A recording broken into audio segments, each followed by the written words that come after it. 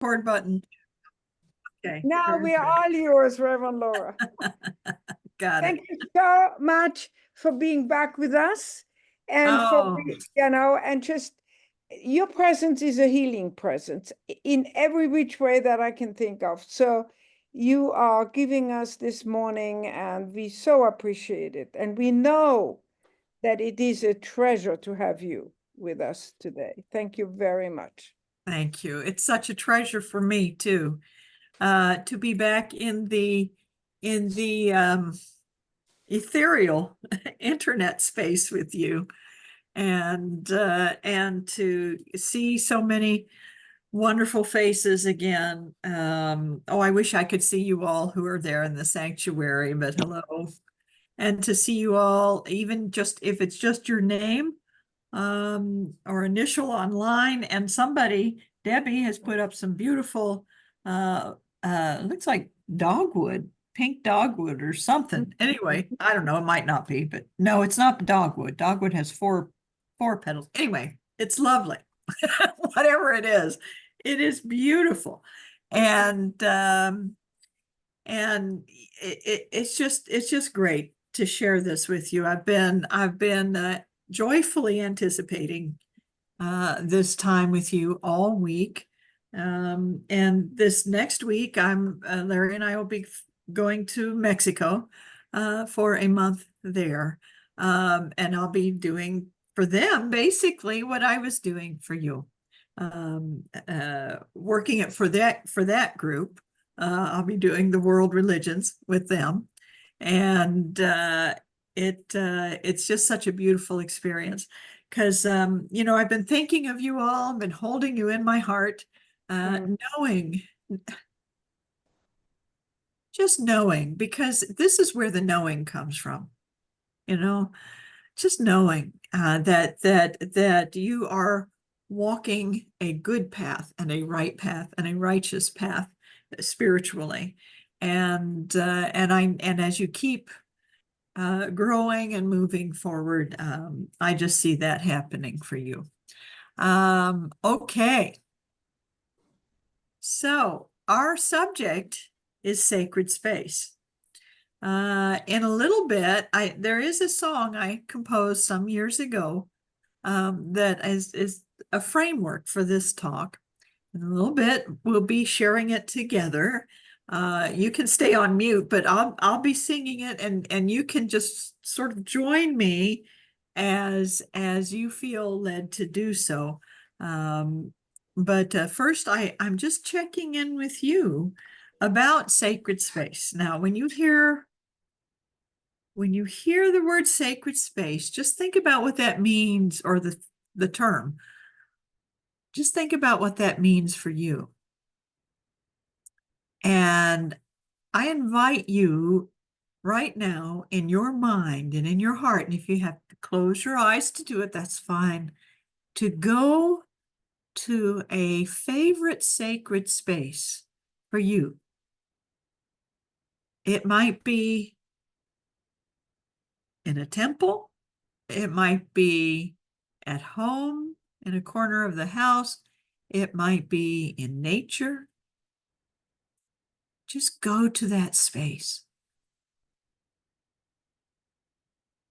and just drink in where you are, the beauty, the feeling of being there. What is around you? What do you see, sense, smell?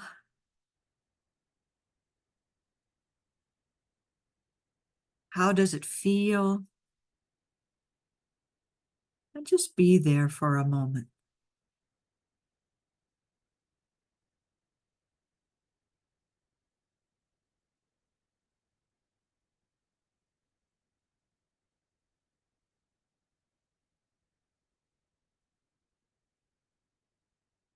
And when you are ready, take a deep breath and open your eyes. And I'm going to ask a question of you.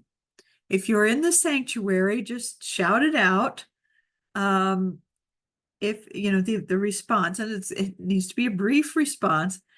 And if you're online, same thing, just unmute and say a little something. I'm going to start and we'll just, play it by ear, who follows whom.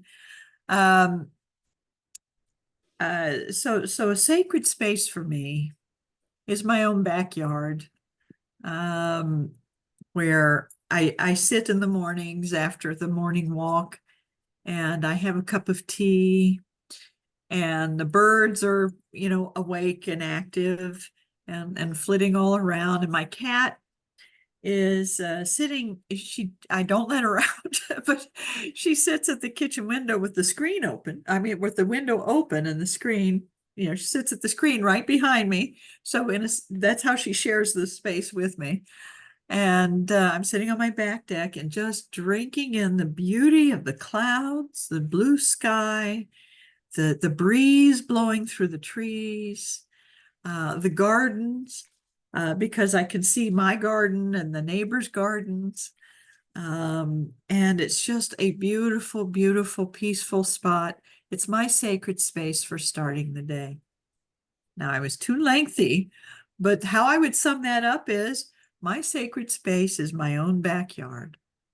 So if you can say it in one sentence, unlike me, okay, if you can say it in one sentence, what is a sacred space for you? And it might not be your only sacred space, but my sacred space is ... My sacred space is my own backyard. So what would you say a sacred space for you is? Anyone?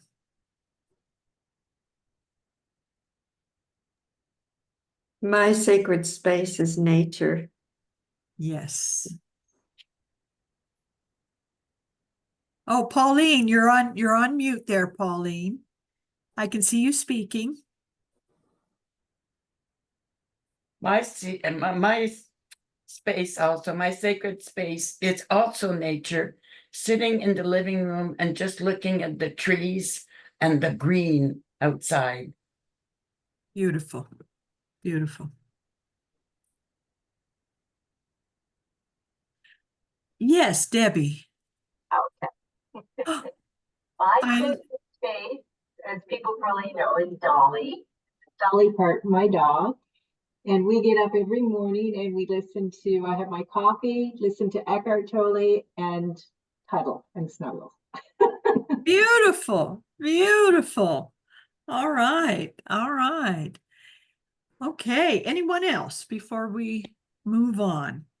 Because my next step will be to go to the share screen and it'll take me a few seconds, but I'm going to bring up some illustrations of some of the world's great sacred spaces. And then we'll talk about what sacred space really is, what it really is. Okay, so let me go to my share screen. Yeah, did you have something, Derek? Did you have? Good morning, everyone. Well, my sacred space is one, nature. Two, I have a designated space in my room that I normally go to pray and meditate. Yes. Yes, beautiful, beautiful. Okay, so I'm going to go to, I think it would be this one. Hold on, you might have to bear with me for a moment. I'm not getting my share screen. It might be me.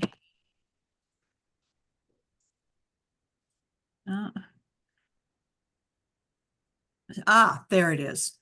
There's the right window. Okay. Okay, got it. Got it. All right. So, all right, I don't have any music to share, but I'll share the sound anyway. Okay. And share. Can you see that now? There we go. There we go. Can you all see that? Okay, now I'm going to start the slideshow from the beginning. There we go. All right. Couple of the world's sacred spaces. How many recognize the place on the left? Anyone recognize the place on the left besides Maya? That which might give you a hint. That is Unity Village.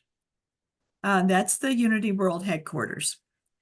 And the sacred space, the particular places, we had our Unity International Convention at Unity Village last week. That's where I was, and hard to believe that was just well, no, it's not this past week, but the previous week to that. And people came from all over and congregated on the Unity Village grounds, and we shared sacred space together. The one thing that really impressed me about this particular convention is the whole first day was dedicated to spiritual practice. We actually did a retreat mode with our fellow ministers, and Reverend Paulette Pipe, who is a marvelous spiritual leader and speaker, led that. And it opened my heart to the space I was in, as Unity Village always does. I worked there myself in an office for 14 years. But I went back to memories growing up, because I grew up in Unity, not far from Unity Village when I was very young, and then flying in for youth events when I was growing up. And I had some memories that I revisited. So one of them was standing on the Bridge of Faith. And the Bridge of Faith, those two little flower pots that you see on the left side of the picture, that's the peak of the Bridge of Faith. It's a little arch bridge that goes over the fountains there. And I recall standing there at an evening vespers when I was there for a Youth of Unity conference as a teenager. And it was just a beautiful evening. And my sister was leading a prayer, and it just touched my heart to be there. So I revisit the Bridge of Faith. It's a sacred space for me. And I do a little meditation there when I have the opportunity to do so. Another place is where the tower is standing. To the right of the tower is the building I used to work in, which was the original Silent Unity building. But outside of that building now is a labyrinth, a great labyrinth. So if you all ever have the opportunity to visit Unity Village, it has one of the largest labyrinths in the country, in the US right now. And it's the Chart labyrinth with the 11 pathways into the center, one that's very recognizable, and really puts you into a sacred space being there. So there's just a lot of sacred space in our world. Unity Village is one such place. And another place I've visited is on the right, and that is on the other side of the world in Istanbul, Turkey. And some of you may recognize that as Hagia Sophia, which is a very famous mosque in Istanbul, which used to be a church before the Turks took over Turkey. And one of the interesting stories of this beautiful, most magnificent structure, one of the things one of the miracles of it, that dome on the top of it, there was, before they built this place, there was the Pantheon in Rome, but there weren't very many dome-like structures because they just didn't know how to support them. So this dome is a magnificent miracle in itself. And the fact that Istanbul has had so many earthquakes and that dome is still holding up is pretty amazing. we went in there, and there were these if they aren't frescoes are painted. What am I thinking of? Mosaics. There were these mosaics of Jesus and Mary and Christian scenes. This is a mosque now. All through the mosque, some of them have been chipped away at, but what happened was when the army went in and started tearing apart the Christian images, the Sultan came in and said, you know, these are sacred images, and this is a sacred space. Leave them alone.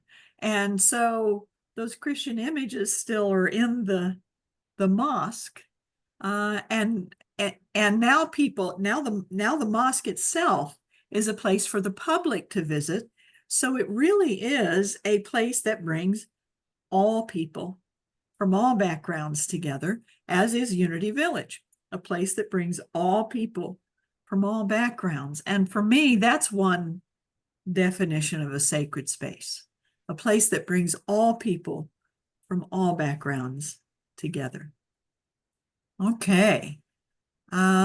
Here's another sacred space, although you did have to be of a particular Judaic culture to go to this place. This is a model that is inside, that is in the courtyard of the Israeli Museum, or the Israel Museum, the Museum of Israel in Jerusalem. And it's a model of the old temple that now there's just one wall left of it, and that's the Western Wall, and that's where you see a lot of people praying when you see images of Jerusalem. And the Western Wall is just below the Dome of the Rock, which is also a great mosque. So, you know, you have sacred spaces in this part. And the thing about Jerusalem is, if I was teaching Bible history, I would tell you from its very beginning, Jerusalem has been populated by people of all backgrounds and cultures and faiths, and it always has been that way. And the way that peace was made was to accept that about this city, that it included multiple cultures. And of course, the core one around the temple here was the Judaic culture. But even so, this particular visual is the version that was built by Herod the Great with Roman backing. So this was built in by the Roman Empire, or by the backing of the Roman Empire, and it was also razed to the ground by the Romans a little later. But you can see the temple. It has very specific structure according to our own spiritual journey. You enter the temple by going upward. You have to enter the temple through one of its gates by taking these great walkways upward. And if you could see the other sides, you could see those walkways. And you enter first, you can see it, the large area is the outer courtyard. Then if you are there on a sacred pilgrimage, the outer courtyard was where all the tables and the money changers were, where Jesus turned over the tables. But they were selling animals for sacrifice. So you would purchase an animal, and then you would go into you would give it to a priest in the inner courtyard. The inner courtyard, you can see, is the smaller area in front of the temple itself. And so sacrifices would be made in the inner courtyard by the priests, who had been appropriately prepared and washed and everything for that. And then the head priest would go into the structure itself, into the Holy of Holies. And the Holy of Holies, only the head priest could go in. And it was where the full presence of God was known and experienced. It was the symbolic space of the Ark of the Covenant, even though the Ark of the Covenant likely wasn't there at this time.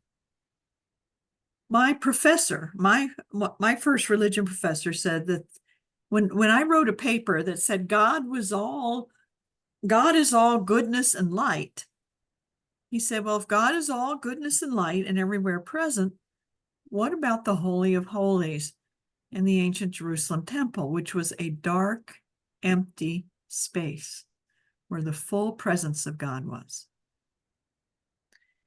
And I thought about that.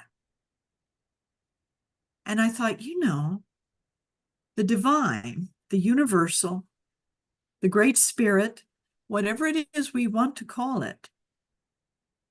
Many call it God. It has many names. It's greater. Ed Rabel, my old metaphysical teacher, used to say, God is greater than everything that is. Not anything, but everything that is. So this presence that encompasses all of it, that permeates all of it, was in its full power in this deep, dark place called the Holy of Holies. And I started thinking about that, and I thought, God is present. The divine is present, even in the deepest, darkest times and places. And those are the times and places that might throw us into the void of now what? What's next? What am I going to do?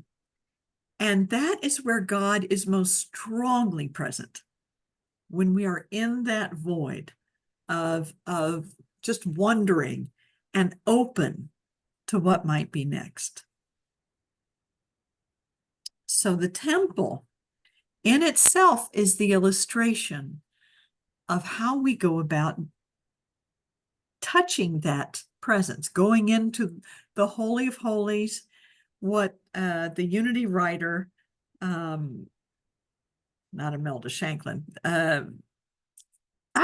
it's skipping my mind now. Oh, Emily Cady called the secret place of the Most High. The secret place of the Most High is that place, your heart is your Holy of Holies.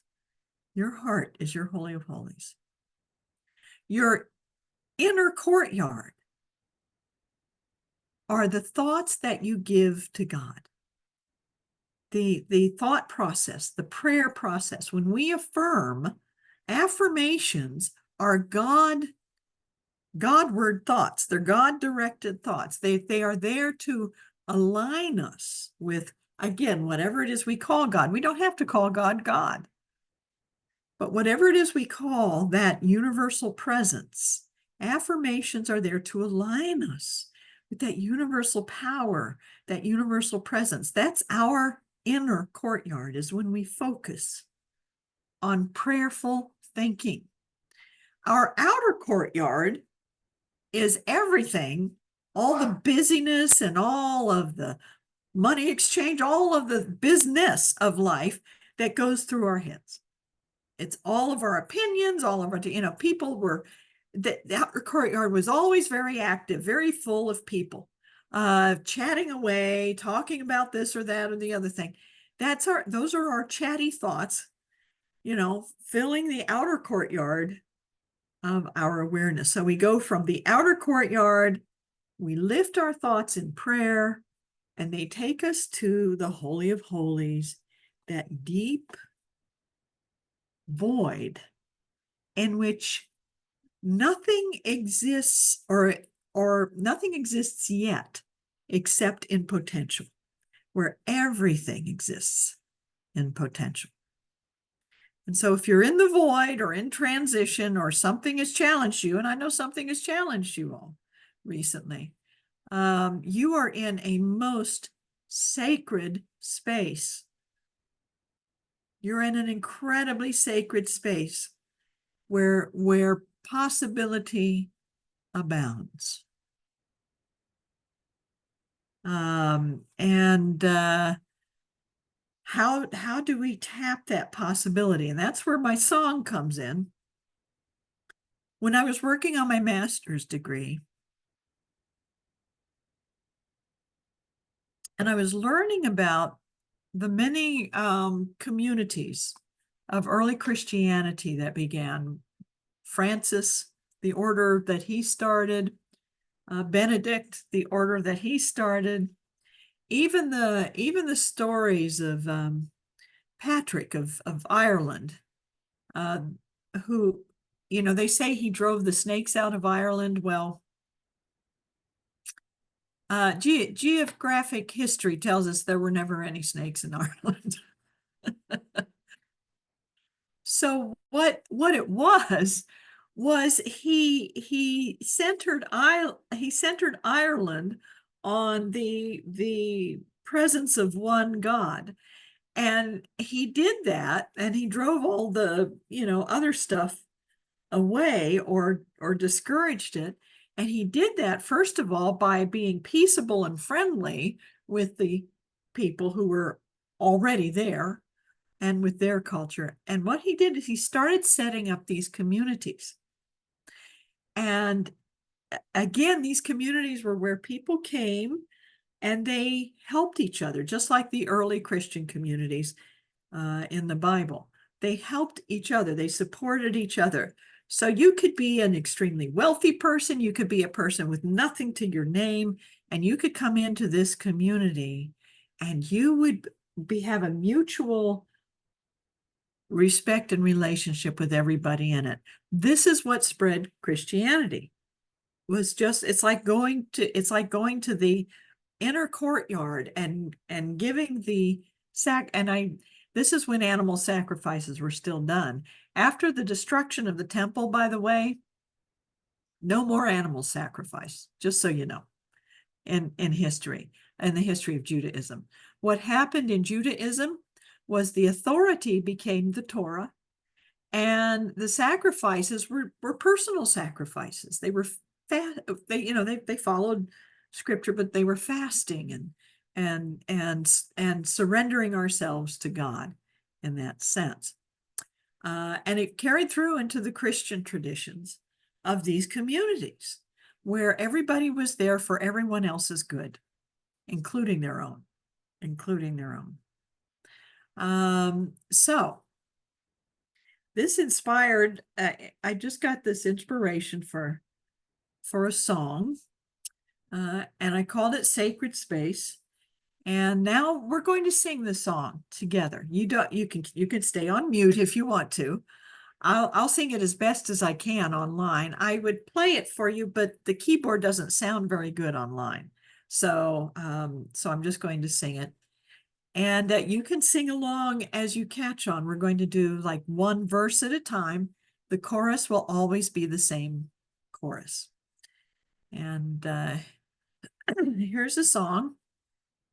And it addresses our first step in how can I say it? In creating sacred space in our world.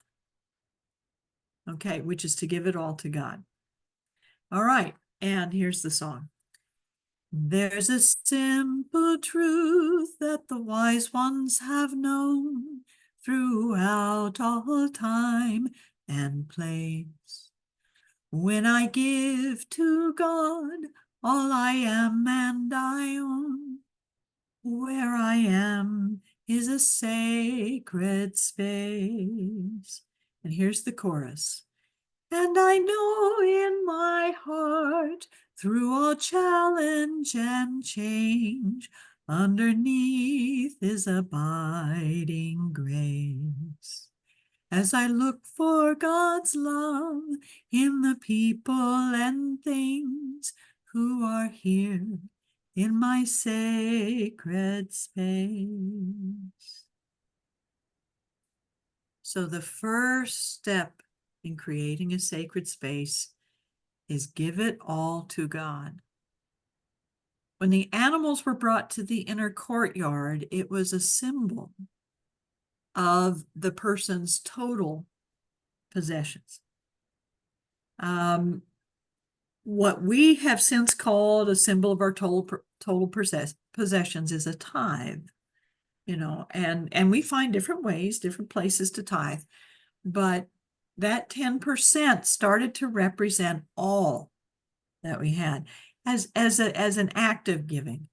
But the best way to give all that we have is in our own meditative prayer, to acknowledge that all we have is already from the divine and goes back to the divine.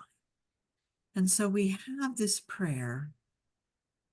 And again, we can take a deep breath and close our eyes and just know. It's you know, you might hear some of it in our offering affirmation. All that I am, all that I have, all of my thoughts, all of my feelings, my body temple, my actions in this world, my relationships. I acknowledge that all of this is from the divine, and I now give it back to the divine. This is the sacred offering. The offering is in our own hearts. And you can open your eyes now. This is what it means to give it all to God. When Jesus said in the book of John, you know, that we lay down our lives, that's what it is to lay down our lives. It's to give, it's to consciously acknowledge that all of life is of the divine. All of life is of the divine. And that brings us to the second verse and the second statement. Become as a little child. Become as a little child. Okay, here we go. I have a little frog in my throat this morning, so you can sing along again if you like. At times I look at the world with fear, and I cry for the human race. Then a child laughs, and I know God is here, for the world is a sacred space. And I know in my heart, through all challenge and change, underneath is abiding grace. As I look for God's love in the people and things who are here in my sacred space. Okay. Become as a little child. We can get awfully fearful and concerned and upset, and that's natural. It's human. It's perfectly fine. Be with and love and forgive yourself through that. And remember, at your heart, at your core, you are a child. There was an old song, I'm a child of the universe. You are a child of the divine. And the reason we say child is not because we are childish, but to become childlike. The other day, some of our family was visiting, and our grandsons were here, and Larry gave an old camera to the oldest grandson so he could learn, you know, how to take pictures.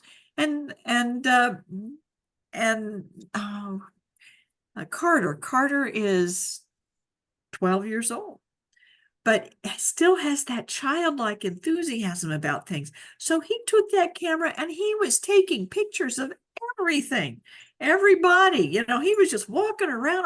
Oh, here we go. I'm going to take this picture. And he goes outside and he takes pictures of the trees, and he comes in and he takes pictures of the cat, and he's like taking pictures of everything and just loving every moment of this discovery of this feeling like life is new and it's full of adventure and there's a lot to be joyful about in just a camera. And that's what it means to be childlike. It means to actually look around us and embrace what there is, embrace the beauty, embrace the joy, embrace the flavor of your food, embrace the hobbies that you practice. Do it all with the joy of a child. And to awaken this joy also awakens your enthusiasm and your motivation.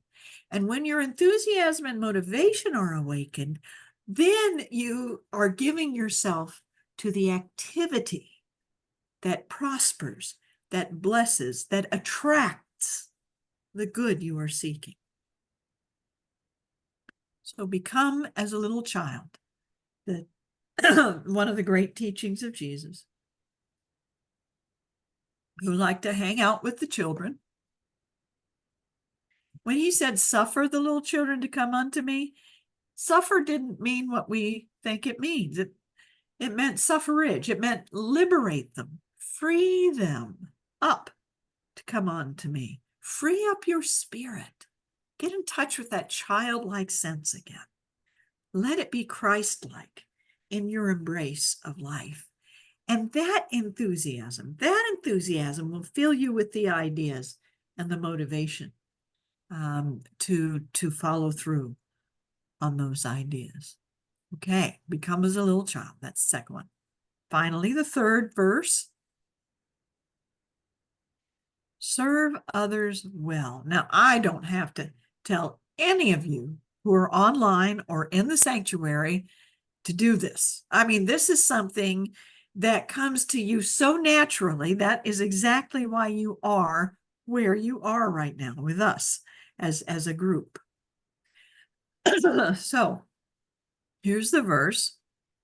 As soon as I work the frog out of my voice. I have heard it said that to serve others well is to be with God face to face. Now I offer my gifts so that others can tell that we live in a sacred space. And I know in my heart, through all challenge and change, underneath is abiding grace. As I look for God's love in the people and things who are here in my sacred space. So continue your wonderful life journey of looking where you can best serve. And I know I was so well served by you when I was there. I loved it. Susan took me to the library on a snowy day and excuse me, Sandra helped me learn a little bit of French so I could talk to people on the phone. I mean, it was just, you all, Nicole, we had a wonderful time together. You all just lightened up my time there. And that's what it is to serve. It's to be with God face to face. And it's the face that's before you. It's the face that's in front of you, where you are with God, when you are in service, when you are giving of your gifts, of your special gifts in a very special way. So give it all to the divine, consciously acknowledge, offer it all, Sacrifice, by the way, the word sacrifice does not mean loss. We've turned that word also. It does not mean to lose something. It does not mean to give something, well, it means to give something up in the sense of giving it to the divine.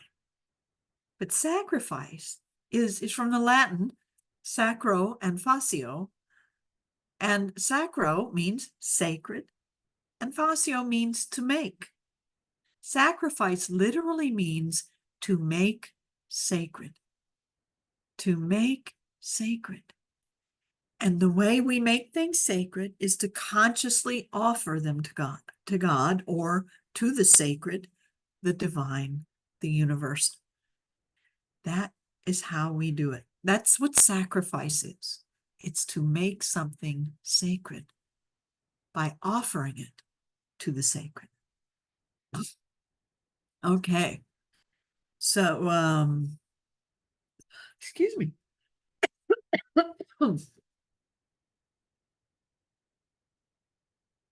All right. So that frog in my throat is what happens when I sit outside, because I do have mild allergies. But it is a joy to be with you here today. And I do want to say, I want to reaffirm that my time with you in April was a very sacred time for me, and it was very special to me. And yes, you have a space, you have a physical space that needs physical work. Who doesn't? I mean, we're always working on our house here. I don't know about you, but we're always working on our house here. And I don't want to, I want to acknowledge people's experience, but I also want to acknowledge that a sacred space is what we carry with us.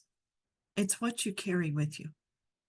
And when you carry it in your heart, then you know where the right space is. You know if you're in the right place at the right time. And you know what there is to do. Because you are carrying that sacred space in here, you know how to make your world reflect that. And so I know you might be, I don't know. I honestly don't know if you're going through any decision process or if you're doing anything right now. But the way to make those best decisions and to fulfill the vision, I read a vision that Reverend Chris outlined with you. Okay, it's a beautiful vision. But the way to fulfill on the divine vision of sacred space is to go to that Holy of Holies, offer everything. And to offer something means to actually, if you do have to give something up, it's actually to open yourself to something even greater in doing it. Or it's just to know what to do with what you have. So, yeah, and this is what Jesus also meant when he told the rich young man to enter the kingdom of heaven, go and sell all that you have and give it to God. And it was a little check to see, how does he think? What is his process? Is it all God's or not? So or are we clinging? Are we holding? Offer it to the divine. Free yourself up to become as a little child, to embrace and play with what's in front of you, what you know, where you are, what you have. And then serve others well with your special gifts. I'm going to close off the show right now and stop the share. There we are, and we're back. Okay, and let's close. What's our time? Oh, we're 5 till. Okay, so let's close with a very brief meditation of just taking that deep breath and going once again into that sacred space. This time we're going to the sacred space within us, the temple, the great temple within us. We take our focus past the busyness of the mind, the outer court, into the inner court, where we offer our heart and our prayers to the divine. And then we go all the way in to the Holy of Holies, that place of silence and stillness, and the pure potential of all possibility.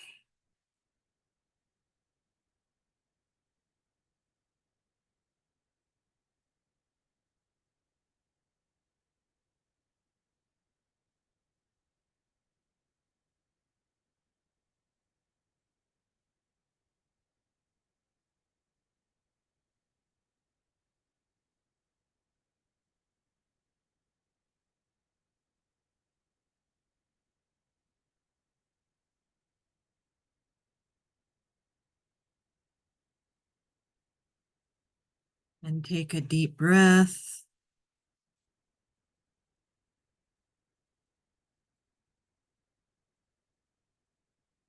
And step out of the Holy of Holies, back into the inner courtyard of uplifted thinking, back into the outer courtyard of the busy mind. You might notice your thoughts are a little more quiet as you do. And then step out back into your world, carrying your sacred space with you wherever you go. And so it is, and so it will be.